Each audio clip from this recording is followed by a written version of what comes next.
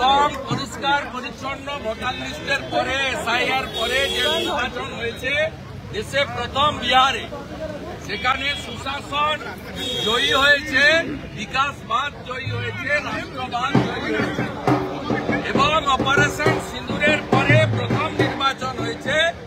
মানুষ দুহাত ভরে দেশকে শক্তিশালী করার জন্য দেশের নেতা নরেন্দ্র মোদী, বিহারের মুখ্যমন্ত্রী নীতিশ কুমারের উপরে আস্থা রেখেছে। আর বিহার বাংলা আমরা 1905-এর আগে এক ছিলাম, অঙ্গ বঙ্গ কলিঙ্গ। বিহার হলো অঙ্গ, আমরা হলাম বঙ্গ, উড়িষ্যা হলো কলিঙ্গ।